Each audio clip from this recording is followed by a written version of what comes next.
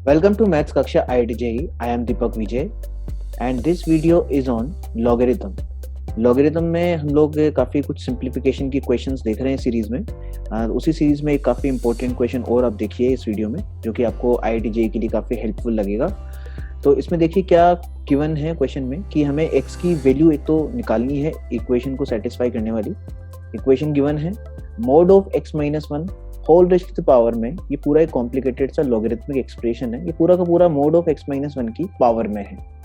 log x square to the base 3 minus 2 times log 9 to the base x और equal to में दिया हुआ है x minus one whole raised to the power 7।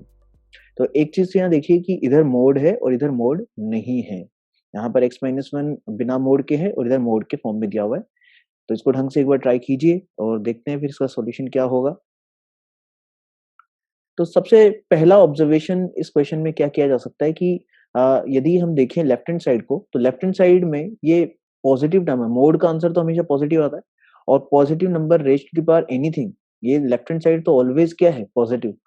अब यदि left hand side positive है तो एक चीज एकदम क्लियर है कि राइट हैंड साइड को उसकी इक्वल होने के लिए डेफिनेटली क्या होना चाहिए, पॉजिटिव ही होना चाहिए।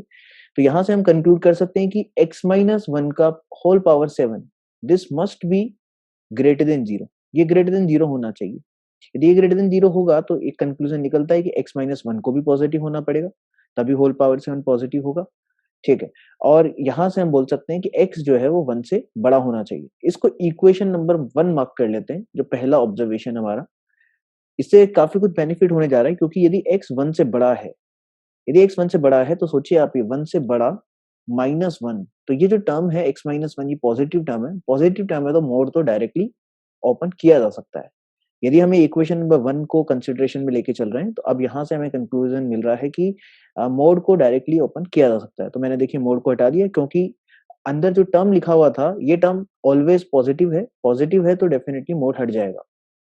ठीक है, अब यहाँ देखिए जब भी कॉम्प्लिकेटेड से पावर्स दिए हुए हों इक्वेशन में दोनों तरफ, तो आपको हमेशा एक अप्रोच यूज करनी चाहिए कि दोनों तरफ log अप्लाई कर देना चाहिए। तो यहाँ पर मैं log अप्लाई कर देता हूँ, लेकिन बेस क्या रखते हैं कि देखिए क्वेश्चन में यहाँ पर बेस में 3 है, तो हम कोशिश करते हैं कि सब जगह 3 ही बेस क्रिएट कर लेते हैं। तो यहाँ पर मैं बेस 3 के साथ में दोनों तरफ इक्वेशन में log अप्लाई कर देता हूँ। तो log अप्लाई करेंगे, इक्वेशन ये बनेगी देखिए। ठीक है, अब यहाँ एक प्रॉपर्टी हम जानते हैं कि जो नंबर की पावर होती है, इस पावर को आगे शिफ्ट करना अलाउड है। इस पावर को आगे शिफ्ट किया जा सकता है कैसे? क्योंकि हमारे पास फॉर्मूला होता है कि log a की power n to the base b। इसको लिखा जा सकता है n multiplied by log a to the base b। तो ये 7 यहाँ पर देखिए आगे शिफ्ट कर सकते हैं। सिमिलरली यहाँ पर नंबर की पावर क्या है, ये पूरा का पूरा टर्म, ये पूरा का पूरा टर्म आगे मल्टीप्लाई में शिफ्ट किया जा सकता है, log के मल्टीप्लाई में, यहाँ पर शिफ्ट कर सकते हैं। ठीक है, तो ये दो काम कर लेते हैं, पावर्स को शिफ्ट कर देते हैं। पावर शिफ्ट करेंगे तो देखिए ये एक्सप्रेशन बन जा रहा है, ब्रैकेट में आ रहा है log of x square to the base 3 minus 2 log 9 to the base x, और यहाँ है log x minus 1 to the base 3 equal to 7 times log x minus 1 to the base 3। अब यहाँ पूरी इक्वेशन को एक तरफ ले आते हैं। सबसे पहला काम ये कर लेते हैं, इक्वेशन को फर्दर सोल्व करने के लिए पूरी इक्वेशन को एक तरफ लाते हैं। एक तरफ लाऊंगा तो देखिए ये टर्म कॉमन आते हुए दिखाई दे रहा है, ये टर्म कॉमन आएगा तो फर्दर फिर इस इक्वेशन को लिखा जा सकता है। देखिए इस तरह से कुछ कॉमन मैंने लिया ये, और बचा है आपका ब्रैकेट में log of x square to the base 3 minus 2 times log 9 to the base x minus 7। अब दो टर्म्स ये मल्टीप्लाई में है और आंसर जीरो लाना है, तो वो कब आ सकता है, जब या तो ये टर्म जीरो हो या फिर ये टर्म जीरो हो। तो हम दोनों केसेस बारी बारी से कंसिडर करते हैं। तो ये दो तरह की यहाँ पर सिचुएशन आ रही है कि या तो log x minus one to the base 3 zero रहा होगा, या फिर log x square to the base 3 minus 2 log 9 to the base x minus 7, ये जो एक्सप्रेशन है ये जीरो होगा। तो वन बाय वन आंसर्स निकालते हैं। आंसर यहाँ से भी आएगा, आंसर x का यहाँ से भी देखेंगे जो निकलता है। तो सबसे पहले इसको स्टार्ट करते हैं, log x minus one to the base 3 equal to zero. यहाँ पर देखिए आप, यदि एक्सपोनेंशियल फॉर्म में कन्वर्ट करना जानते हैं लॉगरिथमिक फॉर्म को, तो ये बहुत आसान सा इक्वेशन है x का वैल्यू निकालने के लिए। तो हमारा एक्सपोनेंशियल फॉर्म में कन्वर्ट करने का फंडा क्या है कि कभी यदि लॉगरिथमिक फॉर्म में इक्वेशन दी हुई है, log a to the base b equal to c, इस फॉर्म में इक्वेशन है, तो इसको हम लिख सकते हैं a इक्वल टू b की पावर में c।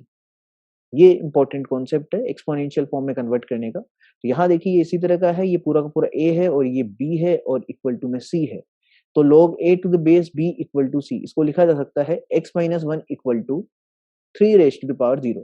सोचिए, ये बेस की पावर में right hand side as it is आ जाता है, तो 3 की पावर में 0 आ जाएगा, और लेफ्ट हैंड साइड में ये नंबर जो है ये तो एज इट इज रह ही जाता है। तो देखिए, a तो आपका लेफ्ट हैंड साइड में रह जाता है, वो लेफ्ट हैंड साइड में लिखा हुआ है, और b की पावर में c आ गया, तो मैंने वही लिखा है, और 3 की पावर 0 को हम फर्दर लिख सकते हैं 1।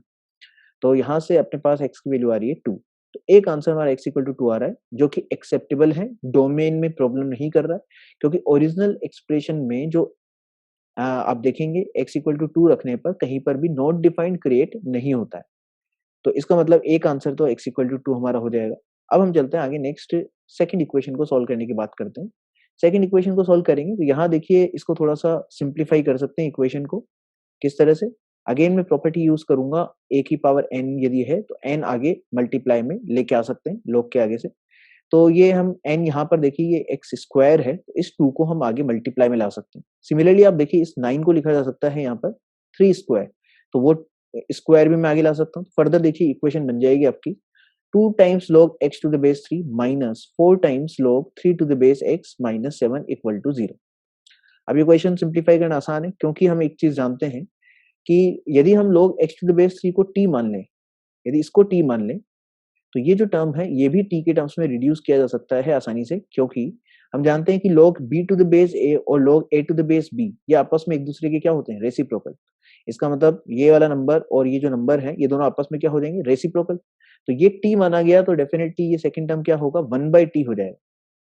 तो इसको जैसे ही t और 1/t रिप्लेस करेंगे, ये एक एलसीएम लेने पर नॉर्मल सी क्वाड्रेटिक क्रिएट होते हुए दिखाई दे रही है। ठीक है, इस क्वाड्रेटिक को सॉल्व करेंगे यदि हम क्वाड्रेटिक फॉर्मूला से, तो अपने पास t की वैल्यूज आ रही है 4 माइनस 1/2। दो आंसर्स हमारे पास आ जा रहे हैं t के। अब t किसको माना था हमने? log x to the base 3 को माना था, तो log x to the base 3 का वैल्यू आ गया है 4 एंड माइनस 1/2।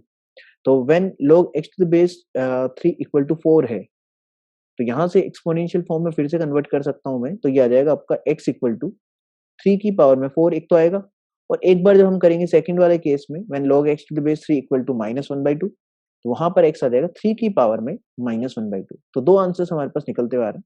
इसको थोड़ा सा सिंप्लीफाई करके लिखें तो आंसर्स दिख रहे हैं 81 एंड 1/√3, और एक आंसर ऑलरेडी हम निकाल चुके हैं x इक्वल टू 2। तो तीन आंसर्स अभी तक दिखाई दे रहे हैं, लेकिन हमारा हैबिट हमको भूलना नहीं है कि जितने भी लॉगरिथमिक इक्वेशंस को सॉल्व करने पर आंसर्स आते हैं, उन आंसर्स को हमेशा वेरीफाई कर लेना चाहिए ओरिजिनल क्वेश्चन में। तो ये 81 देखिएगा कोई प्रॉब्लम नहीं क्रिएट करा, लेकिन 1/√3 जो है वो रिजेक्ट हो जाएगा, क्योंकि हम लोगों ने लिखा हुआ है इक्वेशन नंबर 1 में। इक्वेशन नंबर 1 याद कीजिए क्या बनाया था? x greater than 1। तो x 1 होना चाहिए ना इस क्वेश्चन में, x 1 से छोटा तो हो ही नहीं सकता, जबकि 1/√3 जो होता है 1 से छोटा नंबर है, तो डेफिनेटली 1/√3 को रिजेक्ट करना पड़ेगा। तो फिर हमारे पास फाइनली केवल दो ही आंसर्स रह जाएंगे, एक तो 2 x इक्वल टू 2 और x इक्वल टू 81। ये दो आंसर्स एक्सेप्ट होंगे, बाकी आंसर्स हमारे रिजेक्ट हो जाएंगे। तो देखिए, इसी तरह के और भी एजुकेशनल वीडियोस के लिए आप मेरा चैनल लाइक कर सकते हैं, शेयर कर सकते हैं, सब्सक्राइब कर सकते हैं। Thank you so much.